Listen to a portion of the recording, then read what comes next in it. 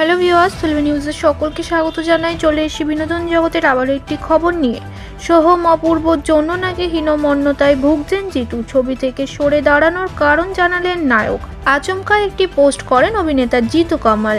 N রাজ পরিচালিত M16 ছবিটির সঙ্গে তিনি কোনোভাবেই যুক্ত নন একথা স্পষ্ট জানিয়ে দেন নায়ক। তারপর থেকে টলিপাড়ার অন্দরে গুঞ্জন নায়ক নাকি সোহম চক্রবর্তী এবং অপূর্বর কারণে হীনমন্যতায় ভুগছিলেন বলেই এমন সিদ্ধান্ত নিয়েছেন। প্রযোজনা সংস্থা নেক্সট জেন ভেঞ্চ এর তরফে এই বিষয়ে কেউ কোনো মন্তব্য করেননি। তবে আগে এই সংস্থার সম্পর্কে একাধিক অভিযোগ শোনা গেছিল, কিন্তু জিতুর ক্ষেত্রে কি ঘটে? জিতুর সঙ্গে এই বিষয়ে যোগাযোগ করা হলে তিনি বলেন, আমার অনুমতি ছাড়াই ওরা আমার মুখ ব্যবহার করেছে।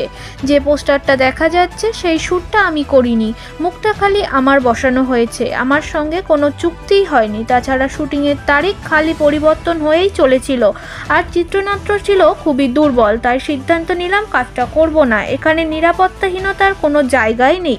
অন্যদিকে প্রযোজক রক্তিম চট্টোপাধ্যায়ের কণ্ঠে ভিন্ন সুর। রক্তিম বললেন, জিতু আমার বন্ধু ছিল, আছে, থাকবেও। আমি এই ছবিটা ঈদে রিলিজ করবই।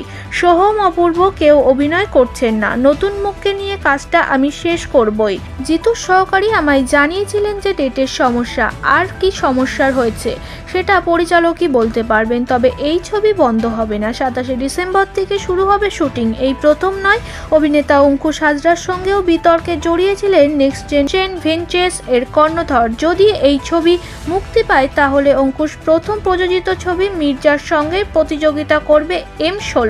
জিতু কারোর জন্য হীনমন্যতায় ভুগছেন না। প্রযোজনার কিছু জিনিস তার ভালো লাগেনি বলে সে বেরিয়ে আসতে বাধ্য হয়েছে। আজকের ভিডিও ভালো লাগলে অবশ্যই লাইক করুন। নিত্য নতুন আপডেট নিউজের জন্য চোখ রাখুন ফিল্মি নিউজ চ্যানেলে। চলে আসবো আবারও কোনো আপডেট নিউজ নিয়ে।